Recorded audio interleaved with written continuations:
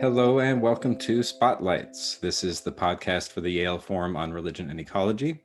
And each week we bring somebody on who works in or around the field of religion and ecology to put the spotlight on them and their work. And this week I'm really happy to welcome on the show Elizabeth McAnally.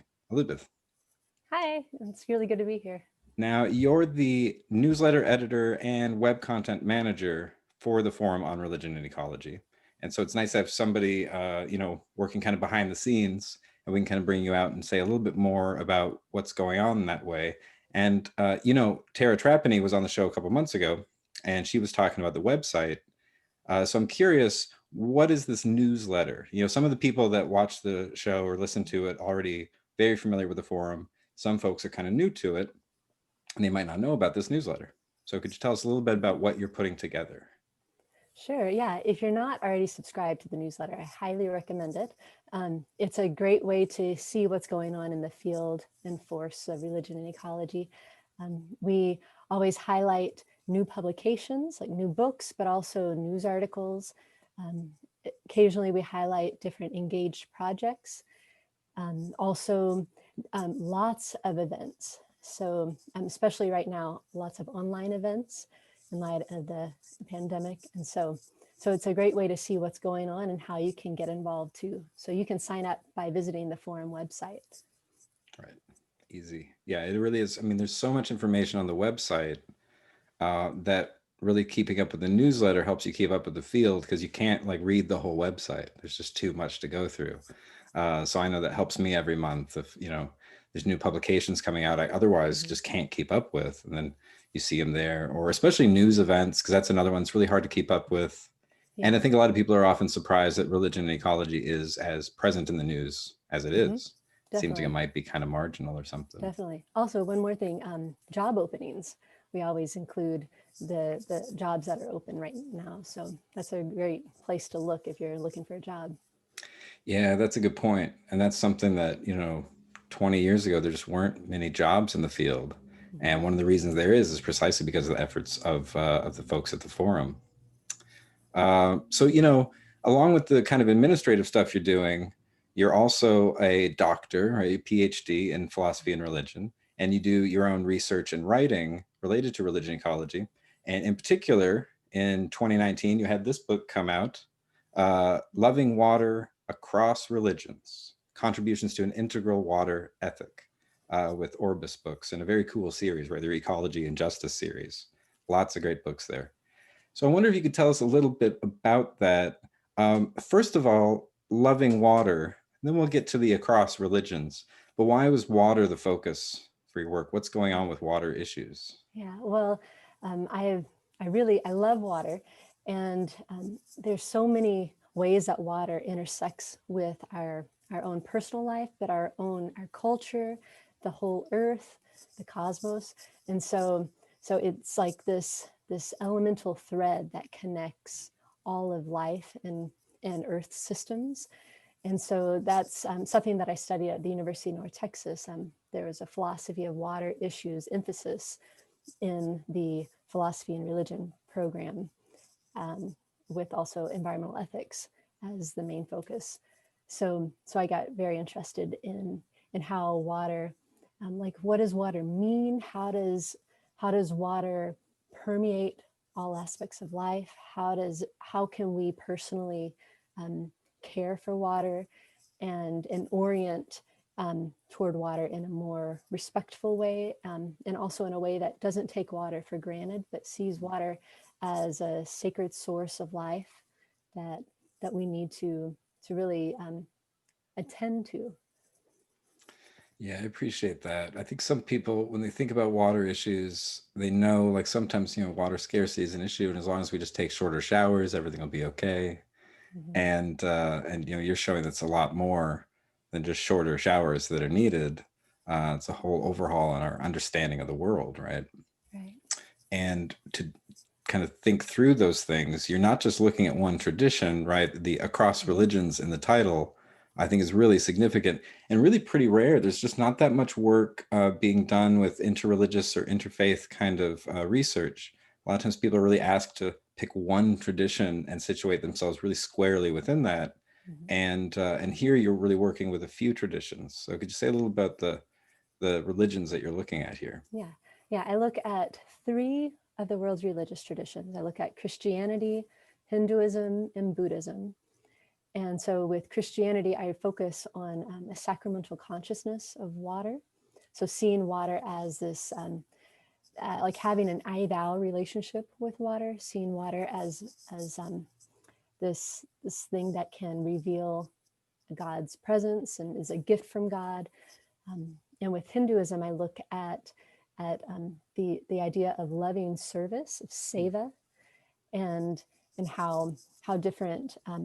There's like a lot of movements right now in India about how to take care of rivers in light of this notion of devotional service to water, like seeing water, like the Ganges River or the Yamuna River, as a sacred mother who is severely polluted and who needs our own care to help revive the health of that river. And then with Buddhism, I look at the notion of the Bodhisattva, um, the archetype of someone who vows to liberate all beings from suffering. And so I look at the compassionate wisdom of water and how you can view water as a bodhisattva who always gives freely of itself, and who like teaches us about interdependence and about compassion. Nice. That's a lovely image. What kind of tradition of Buddhism were you working with in particular? Was there a particular thinker or a text or a community that has these ideas? Uh-huh. So as far as text, I looked at the Bodhicharya Avatara, the Way of the Bodhisattva by Shantideva, and then I also looked at the 17th Karmapa, who is doing all kinds of wonderful environmental work with different monasteries and nunneries in the Himalayan region, teaching them how to conserve water and to orient toward the natural world in a way that expresses that compassion and wisdom of the Bodhisattva. That's great. That's fantastic. Yeah, I didn't know. I know of the 17th Karmapa. I didn't know he was doing that kind of work. Um, I want to also ask you something about Hinduism, because the idea of like doing service to a river like the Yamuna or the Ganges, it seems like to some extent the idea of seeing water as sacred has also been an impediment to doing service, because like if it's so sacred, it can't technically get polluted or something. Did you look at that issue when you were kind of going through this research? Yes, definitely. Yeah. So with my Hinduism chapter, I drew heavily on the work of David Haberman, his book Rivers of Love, or River of Love in an Age of Pollution, and he talks about how there are some people within the Hindu tradition who do see water as sacred and unable to be influenced by the pollution, Right. but that's only one strain of thought. There are other strains that do see that a sacred river can be affected by Mhm. material pollution, and it's that strain that really focuses on the notion of seva and our human responsibility to care for this sacred yet polluted water. Nice. Yeah. That's so interesting to me, because it's more than just saying if you see something as sacred, you'll take care of it. Like, well, no, there's different ways of seeing things as Yeah. sacred, and some of them kind of allow you to disavow any kind of responsibility, and you can just be Mm-hmm. like, oh, it's sacred, I don't have to deal with it. And then there's this other sense of sacred that really means you have to engage and do service. Definitely. Yeah, no, I really appreciate that. That's more nuanced than I think a lot of people think, kind of based upon your old like Lynn White ideas critiquing Christian anthropocentrism. And there's this idea that, oh, if we only saw nature as sacred, we'd like automatically respect it. I think it's a little more complicated. Definitely. One other thing that I really like about this book is that it deals with an integral water ethic, right? And you use the term integral, And I think a lot of folks know that term these days, if they know it, from Pope Francis' 2015 encyclical Laudato Si, and he talks about calling for an integral ecology. Mhm. So I'm wondering what you're doing with integral water ethic. Like, what's integral mean in this context and integral ethic? Is it kind of, are you drawing on Pope Francis, or are there other sources?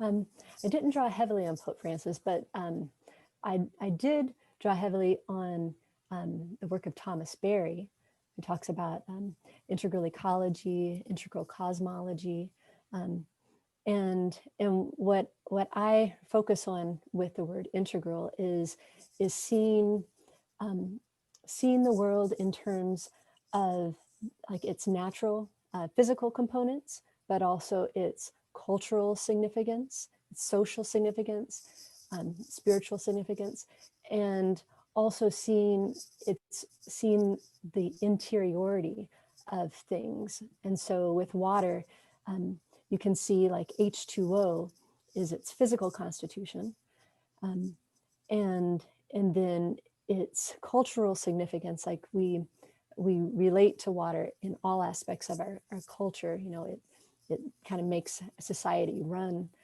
It keeps us alive.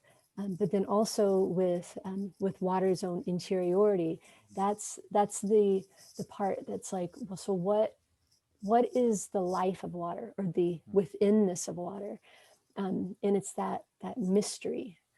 um, what's this sacred mystery of water? How does water have this intrinsic value, that so it's valued in itself, and not just because humans relate to it and life depends on it. But water has this interiority, this subjectivity, some degree of subjectivity.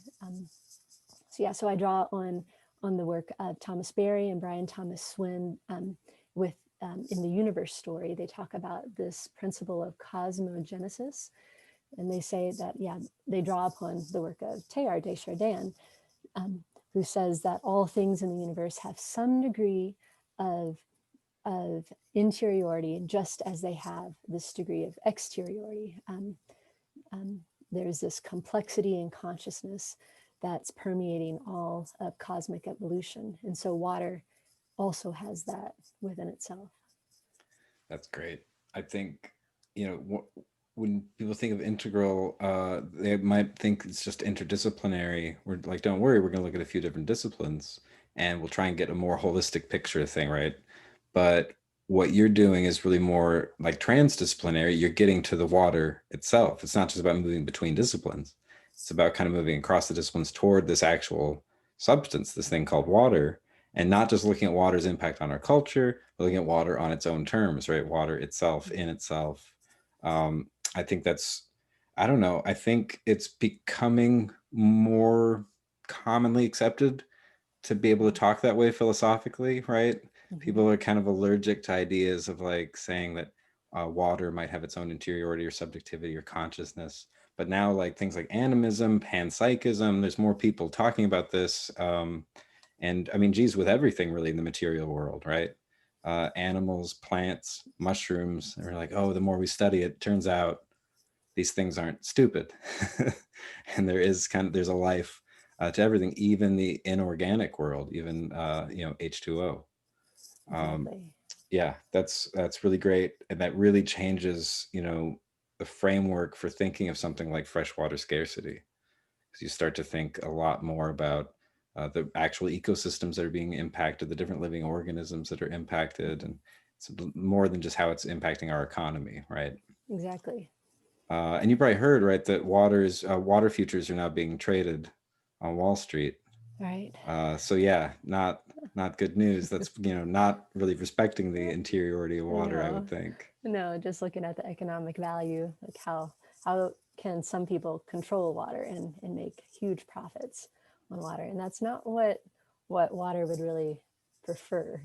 Water wants to be there for everything, everyone, and give itself freely, and to, yeah, to not be, um, yeah, just like monetized and um, yeah. Yeah, and yet I still feel like oh geez, maybe I should invest. This is the time, get in on the ground floor. But yeah, it seems to be the biggest problem I hear when a lot of people are talking about water ethics is fighting privatization, right? Right. And treating it like commodity and things like that. And so, Mhm. so your work really provides antidote to that. And I know that this isn't just a scholarly issue. Like you said initially when talking about the book, you're like, well, first of all, I love water. And so that's why I was talking about it. So I'm wondering, where is your personal practice or in your experiential life, how have you come to this kind of work? Like, how Mhm. did you enter into the field of religion ecology or get interested in these kinds of issues? Yeah.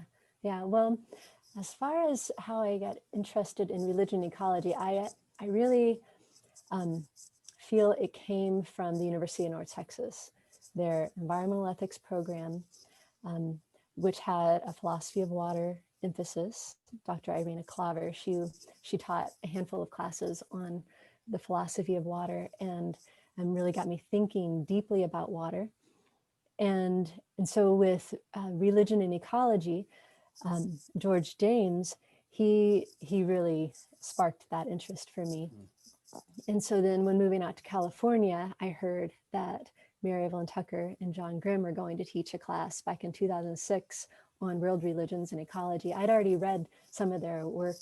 And so I thought, I really need to take this class. And in the class, it got me super interested in the field of religion ecology, in particular with water as seen as sacred. And and so then I decided to study that more deeply in a doctoral program, the Philosophy, Cosmology, and Consciousness program at the California Institute of Integral Studies.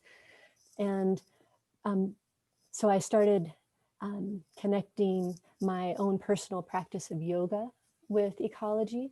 Mm. I also at that time started practicing Tai Chi with Sean Kelly, and that Tai Chi and Qigong, along with yoga, have continued to really inspire my own personal life and help me to embody different ideas that I'm thinking about, like how to really like think with the body. And and so so with water, I love doing Tai Chi and Qigong practices with having water in my mind, and Mm. also um, like practicing near a creek or near the bay, and flowing like water, and then remembering that elemental connection, that chi or life force that flows through water just as it flows through us, and and really that shows that interconnectedness with the whole world and the whole cosmos, that that life force that permeates all things. Um, Nice. and and yeah, so part of what I write about in my book is different contemplative practices that can help us to cultivate a deeper sense of intimacy and empathy with water, Hmm. and um, that really helped me as I was writing it to integrate the material that I was researching with different daily rituals that I could ground in and feel a source of inspiration from, and then also learning how to see water as a teacher and a guide in the work. That was a very big influence in my thinking. Mm. Yeah, it reminds me of the work of Douglas Christie. Talks about Mm, contemplative yeah, ecology. Yeah, that it's not just this kind of practice of stilling the mind, but it's also a practice of falling in love with your place and the world around you. Yeah, and yeah, easy to talk about stuff like that and or Taoist ideas of the Tao flows like water and things like that. But actually practicing it is so crucial because that's the thing that's changing it the way you see and changing the way you feel. Otherwise, just kind of ideas. right, yeah, yeah. Um, Practice is so important, and I found that if you practice ways of loving water, then water will become very meaningful for you, and then you'll learn how to see water in different kinds of ways. And likewise, you can do that with anything in the world, mhm. with anything. So whatever you feel a connection with, if you sink deeper into that relationship, then you can see the whole world opening up in new ways. Right. Yeah. And, when I think of like chi and people say life force or vital force or energy, I don't get the flowing water part of it, right? And then when you see the practice of Tai Chi and you see somebody doing Tai Chi or Qigong, you're like, it's water. It's Totally. flow forms. It's not just electricity or something.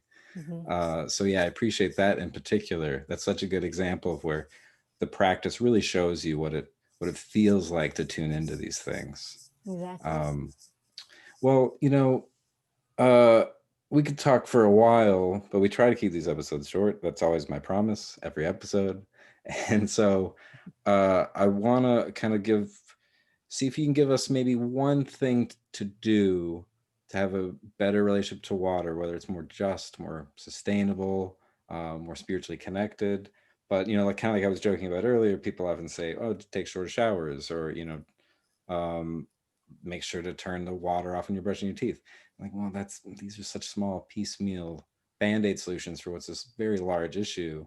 And so if you had to give somebody that kind of what's one thing you could do, which is terrible because obviously you need to do a lot of things. So it's a bad question, I admit it. But people often want to hear that, well, what's one thing I can do? You hear about, the freshwater crisis and how many people are having trouble getting access to drinking water, and how many ecosystems are collapsing. It can make you feel desperate and anxious.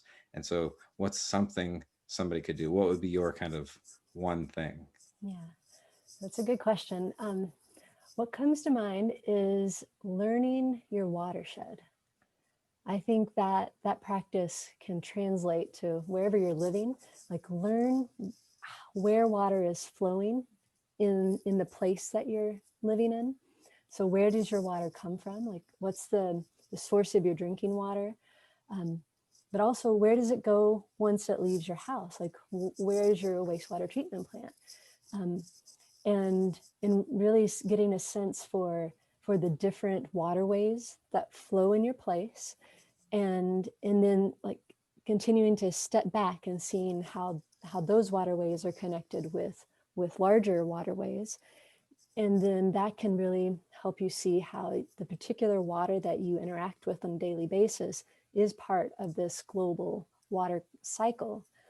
And so by getting a more having a more intimate relationship with your own personal water can then translate to becoming more aware of what's happening with water around the whole world. Nice. I like that a lot. Watershed consciousness. Yeah. Yeah. Perfect. I guess it's big for bioregionalists. Like, Exactly. this is the practice. And it's not just a localism, like you're saying. It's like you connect to your place and you see your place as part of the planet. And you see how your planet and your body and your place are all kind of interweaving with each other. Exactly. So yeah, integral ecology, that people and planet connection. Nice. Yeah, and water can teach us that. That's great. Great practice. All right, everybody. Look up your watershed. There's all kinds of people around that know that information that can help be a guide wherever you live. So yeah, I really appreciate that one. That's a good one. But also take shorter showers. Right. Well, cool. Thanks so much for being on, Dr. Elizabeth McAnally. Really a pleasure to have you on and talk to you. Thank you so much. It's been a great pleasure of mine to talk with you too, Sam. Great. Well, thank you. And thanks to everybody for tuning in. And so we'll be back next week with some more information and inspiration for you. In the meantime, take care and be well.